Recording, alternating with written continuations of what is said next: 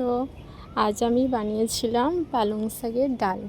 তো দেখো, শাকটাকে আমি ধুয়ে রেখেছিলাম আগে থেকেই। তো ডালটাকেও ধুয়ে রেখেছিলাম। ডালটা সিদ্ধ করতে বসিয়ে দিলাম প্রেসার কুকারে। লবণ আর হলুদ গুঁড়ো দিয়েছি আমি সিদ্ধ করার জন্য, আর কিছু মশলা দিইনি।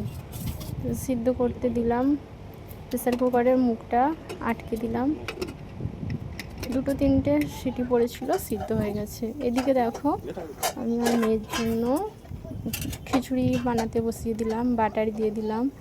এদিকে আমি বিনস, নোটের শাক, গাজর কুচো করে রেখেছিলাম। তো গাজর আর বিনসটা আগে দিয়ে দিচ্ছি, কারণ এটা সিদ্ধ হতে দেরি হয়। শাকটা আমি পরে দেবো। তো আমাদের দেশের মতো এখানকার সবজি না, তো তাই সিদ্ধ হতে অনেকটাই দেরি লাগে। মশলাগুলো আমি দিয়ে দিলাম।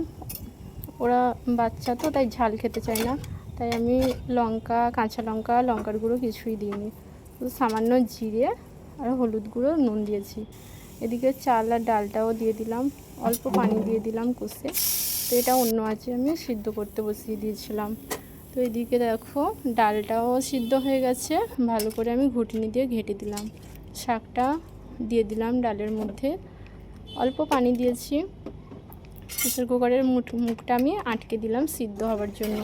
তো এদিকে দেখো, খিচুড়িটাও আমার হয়ে গেছে।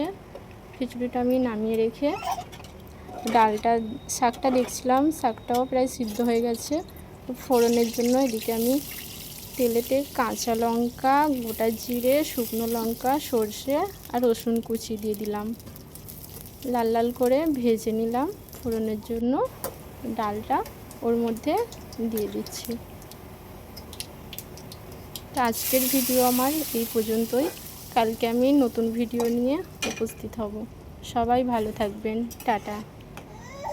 আমাকে সবাই ফলো করবেন নতুন নতুন ভিডিও দেখার জন্য।